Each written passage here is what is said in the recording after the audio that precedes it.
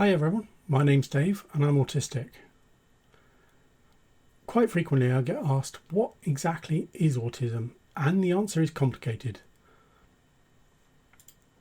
If you look in a diagnostic manual, it's going to come up with a laundry list of symptoms, all these kind of things which are kind of deficits in social communication, deficits in non-verbal communication, problems with repetitive behaviours, but not much of this actually captures the experience of what it's really like to actually be autistic or what it feels like on the inside. When you get down to it, it's really a difference in the way that my brain is wired compared to a typical or an average person. My brain is wired physically differently. The neurons are connected in slightly different ways, and this is borne out in a number of neuron studies where they've kind of dissected brains and worked out exactly what the differences are. And the differences appear to be that in autistic brains, the neurons are globally underconnected a little, but then localized, there's a lot of overconnectivity. So the neurons on the left, typical neurons maybe have 100, 150 connections. An autistic one maybe have 200 or 300 or 400 connections to other ones in places. If you look at the neurotransmitters across the top are normal brain, and then they're kind of like fairly evenly distributed. At the bottom, there's kind of much more patchy, and this is kind of what it feels like to be autistic. I would describe them as lumps and gaps in the neurons in my brain. So what does a gap feel like? Well, as far as I can tell from talking to people who have more normal brains, when they think about something, they will think about a subject, and nearby neurons, nearby subject areas will kind of light up, at least a little bit. So they may think of a birthday, and then lots of other things around that kind of almost light up, or they're kind of signaled to kind of be on standby. And it's quite easy for them to kind of remember, yes, okay, well, I've got to buy a gift for so-and-so. It's his birthday soon. Or I've got to go and buy a card. That, in certain areas of my brain, seems to be fairly lacking. It doesn't matter how much I think about a particular topic. It only ever has like one other thing connected to it, or sometimes almost nothing. It's like really kind of trying to think through treacle. It's very thick. It's kind of hard to push my thoughts into that area. But this isn't consistent across the whole brain. Other areas of my brain, absolutely no problems at all. So if I think about languages, when I was trying to learn languages as a kid, learning French and German, I really struggled. It really didn't go in. I had to really work at it, and it still was very difficult. If I'm thinking about computer languages, which is one of my special interests, absolutely, it goes in, it fully lights up, and I'm immediately reminded of 58 other things that are connected to that. And in fact, often the problem is not minor connections of thoughts, but major connections, to the point where I have so many thoughts going on that it's difficult to kind of isolate down and work out which ones are the most important. And this is kind of what it feels like to have an autistic brain.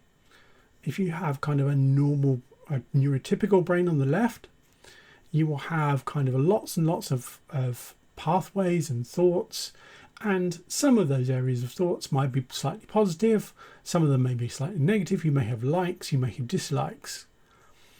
My brain is much more like the one on the right. There's kind of gaps between things where I can really struggle to think through, and then where I have something, it's often really very intense, very strong, so I feel things very strongly, and those likes and dislikes seem to be much more intense, and I will go to quite a bit of effort to kind of seek out or avoid things that other people will just have minor adjustments. So some of those things might be sensory issues.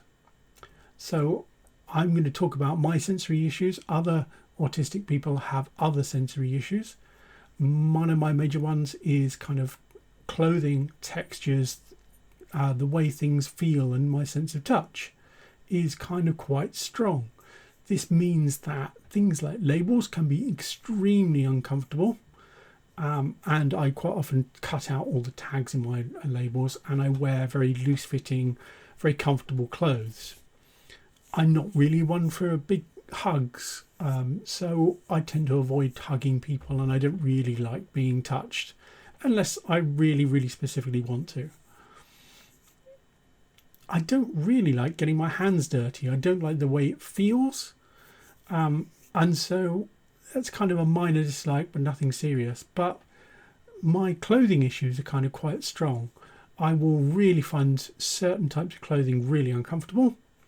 That jumper up there is kind of what a typical woolen jumper feels like, and it's not like it goes away. It just doesn't go away. So whereas most people, it seems to be like they put on a jumper and it might feel scratchy for a couple of minutes, but then you get used to it and your brain tunes it out.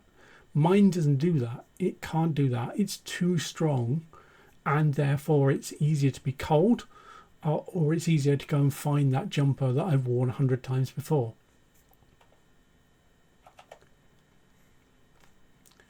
I might have lumps and gaps in the auditory processing area of my brain as well. So this is not, specifically not, the actual sounds themselves. So it's not like it's something easy and simple like having loud sounds are distracting. It's often the processing of that and the way that the sensory information is kind of analysed and coded in my brain. So I don't have problems with loud sounds. In fact, I'm quite happy in a concert where there's really, really loud music. But small, low, intermittent noises can be extremely annoying. So, for example, the hum of a refrigerator can be kind of like going on and off at kind of different times. It can be unpredictable. Some people can really struggle with that. I really struggle with angry voices. I don't really have anything specific related to angry voices, but my brain will just immediately pick up on angry voices and people shouting, even if it's kind of very low volume and even if it's a long way away, not directed anywhere near me. So it just grabs my attention, it interrupts me, whatever I'm doing, and my brain kind of moves it and focuses on that to the exclusion of everything else. And it's really distracting. And it's kind of a minor issue, but it's kind of one I have to kind of manage. If my wife is watching something like Jeremy Kyle or Jerry Springer, then I have to kind of close all the doors and try and block it out. But even so, I may be distracted and may not be able to work properly for kind of until the program's finished.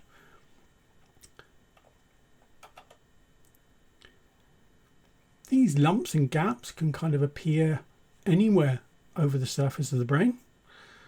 You can have them in the kind of back half, which is where the sensory stuff is mainly done. You can kind of have them in the front. You can have them connected to your frontal cortex, which is kind of dealing with things like emotions, executive functioning, how you do things, how you organize attention, those kind of things.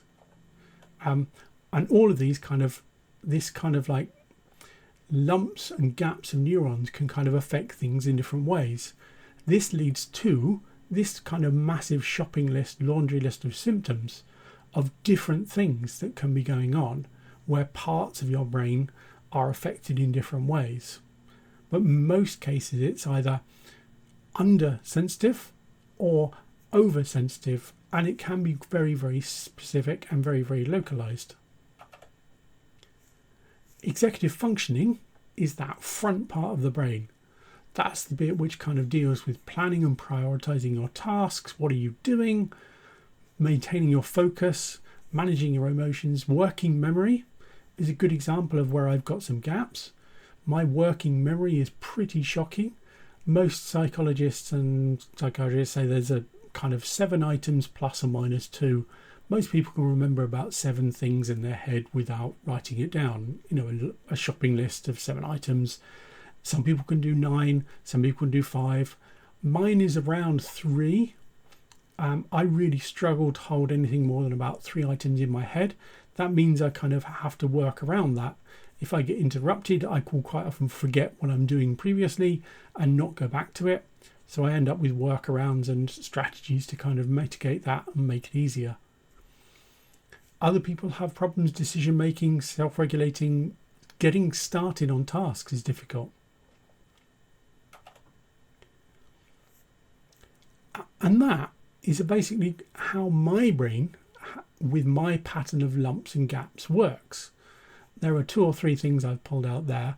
Those are kind of very specific to the way my brain works.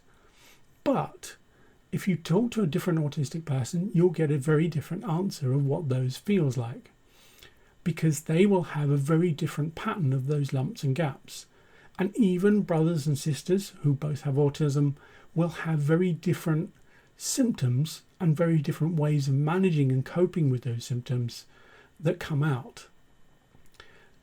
The more you kind of look at it, the more you find that you talk to one autistic person, you get one viewpoint, another autistic person may be very, very different, have very, very different challenges, but they're still kind of along these same lines of certain areas and certain problems are kind of end up being common because of the way it works. And quite often I describe this as like the shotgun pattern.